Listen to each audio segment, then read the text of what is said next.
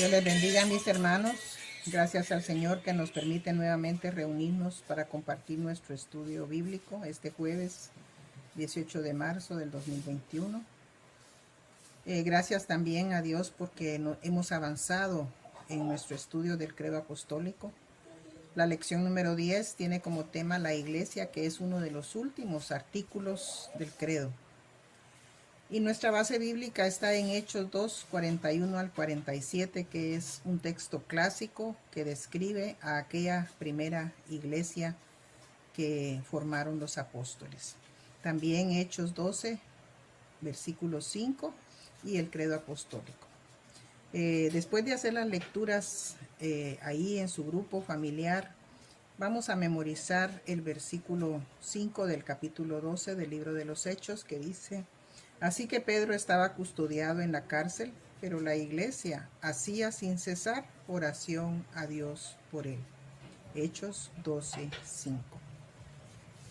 El propósito de esta lección es descubrir la universalidad y unidad de la iglesia del Señor, estudiar la gran importancia que tiene la iglesia en el plan de Dios y entender el significado de las palabras iglesia, santa y católica.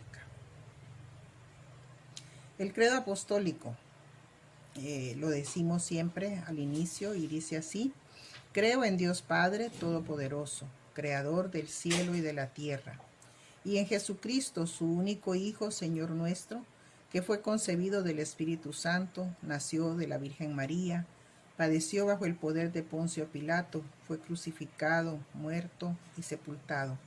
Descendió a los infiernos, al tercer día resucitó de entre los muertos. Subió al cielo y está sentado a la diestra de Dios Padre Todopoderoso. Y desde ahí vendrá al fin del mundo a juzgar a los vivos y a los muertos. Creo en el Espíritu Santo, la Santa Iglesia Universal, la comunión de los santos, el perdón de los pecados, la resurrección del cuerpo y la vida perdurable. Amén.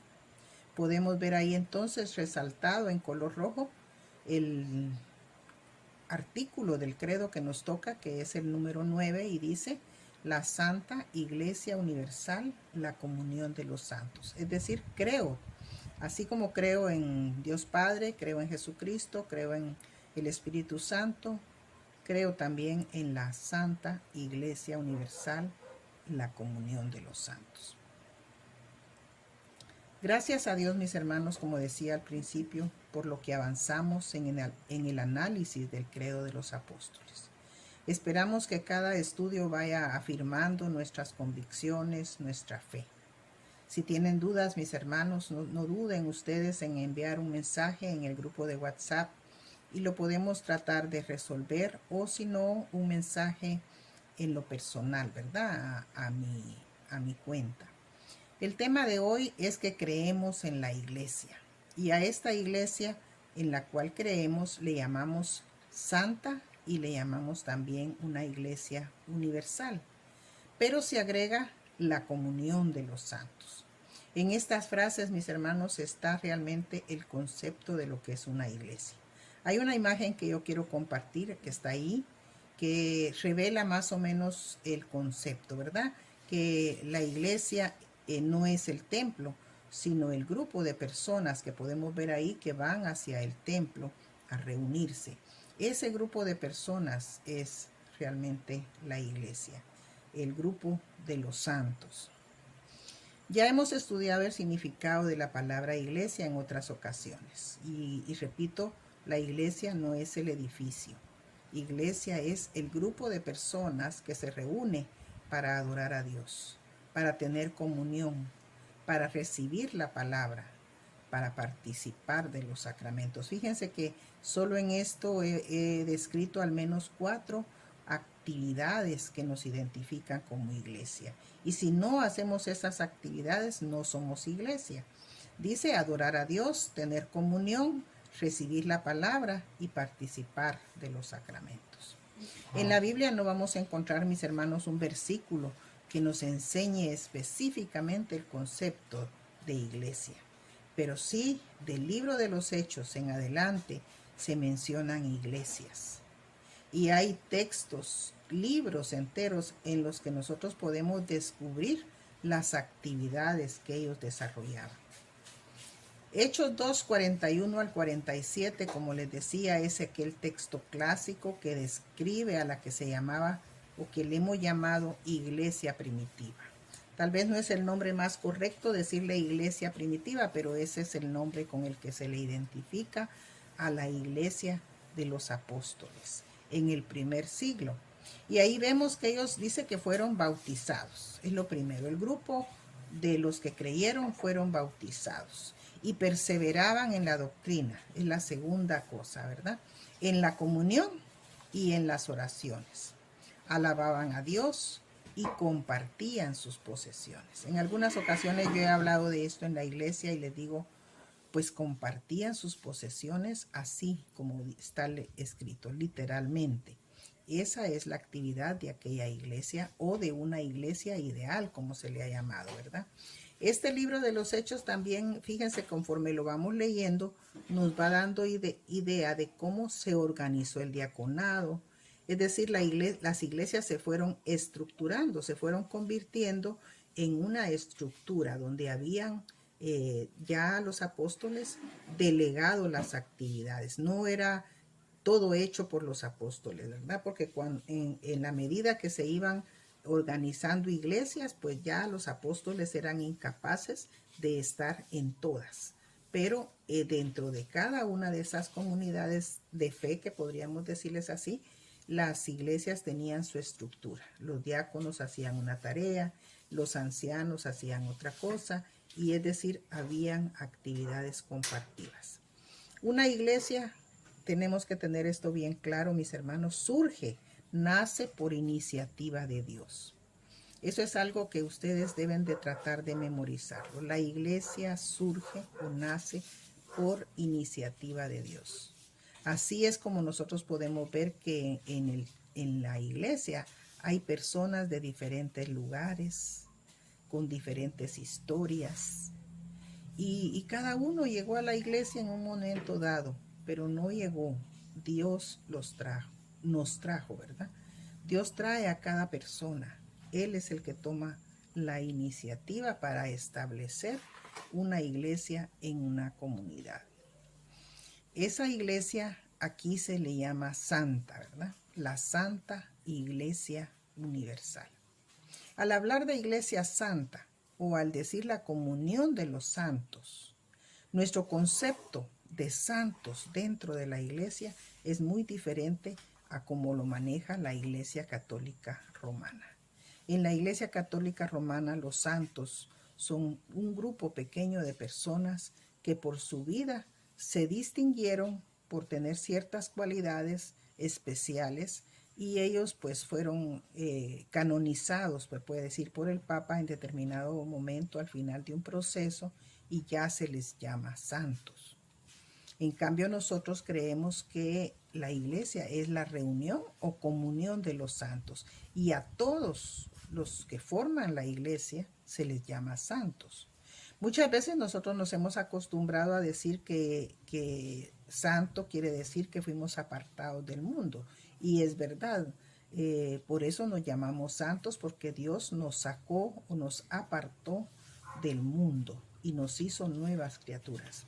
Pero también como santos se nos exige en la palabra una conducta diferente, una conducta ética, una conducta diferente a la que teníamos antes de llegar a ser parte de la iglesia.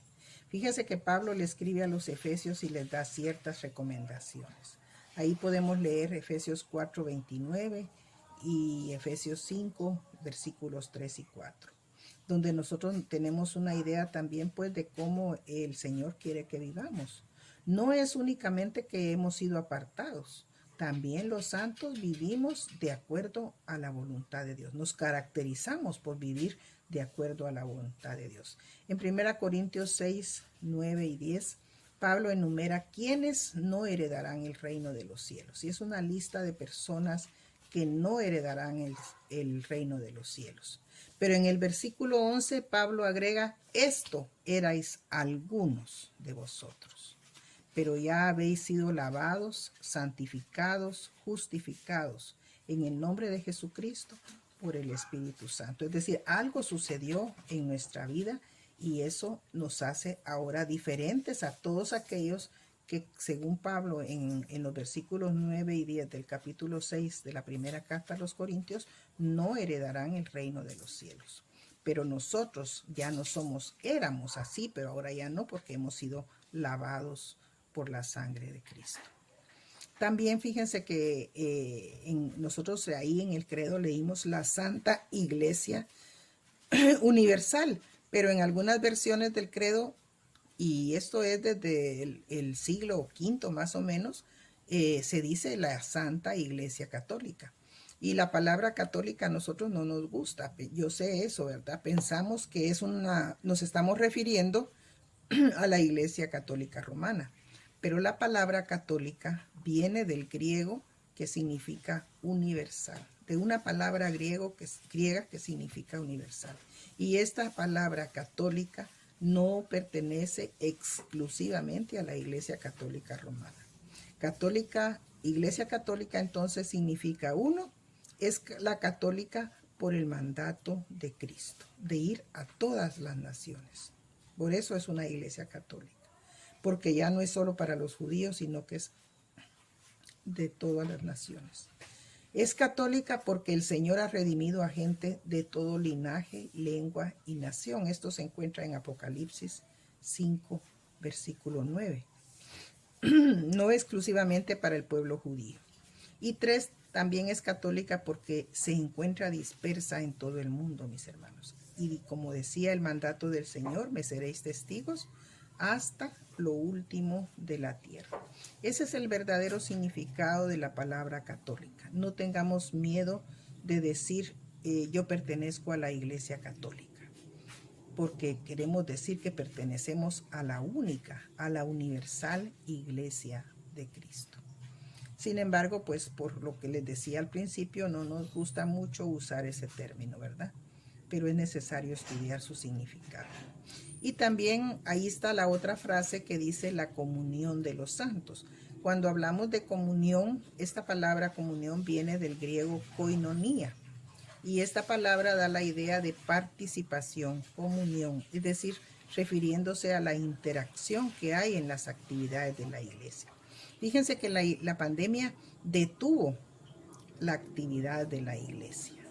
Y de verdad, si cada uno se hubiera quedado encerrado, sin tener ningún contacto, sin tener ninguna iniciativa de adorar a Dios, hubiéramos dejado de ser iglesia.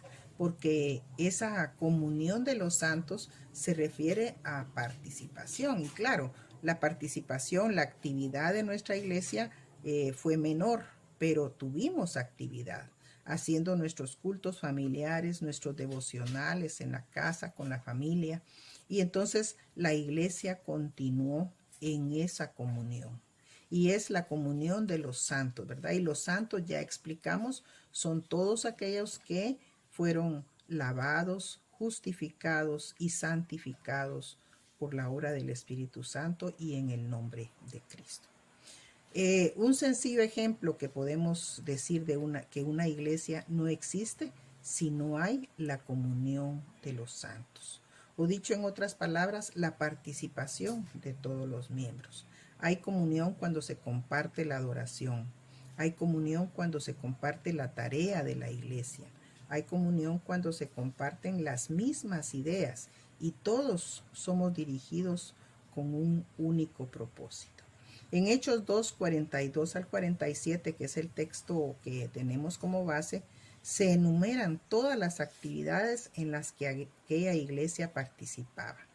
Y el énfasis lo da la palabra perseveraban, es decir, así se mantenían e insistían y se mantenían siempre en actividad. Por lo cual, entonces ahí nos toca incluir tantas actividades más, porque aquellos dice que participaban, perseveraban en la doctrina, en la comunión, en el partimiento del pan, en las oraciones, y ahora le tendríamos que agregar tantas actividades más que hacemos como iglesia, ¿verdad?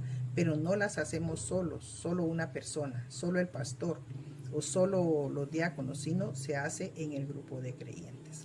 Hoy tenemos, por ejemplo, la canasta de amor, que ciertamente pues los diáconos la recolectan y los diáconos la distribuyen, pero la actividad es de todo el grupo de creyentes, de todos los santos. ¿Por qué? Porque cada uno lleva un poquito de donativo en víveres para que esas canastas de amor se puedan realizar. Entonces, esa es la palabra comunión, estar juntos participando, ¿verdad? En conclusión, mis hermanos, la iglesia se hace visible ante la comunidad precisamente por la comunión de todos los miembros y por medio también de tomar parte en las actividades, compartir una misma fe, compartir en el dar y en el recibir, compartir o participar juntos de la adoración de Dios. Entonces, mis hermanos, damos gracias a Dios por esta lección que nos ha enseñado qué es la iglesia, y nosotros creemos en la iglesia. Muchas personas creen que no hay necesidad de iglesias, que las iglesias son para sacarle el dinero a las personas, pero nosotros como presbiterianos reformados creemos en la iglesia y en la comunión de los santos, en que hay necesidad de llegar al templo, de participar de las actividades, de adorar juntos, de recibir los sacramentos, participar de los sacramentos juntos. Que Dios les bendiga, mis hermanos, y que Él también nos ayude para mantenernos en comunión, en koinonía, como dice la palabra en el griego.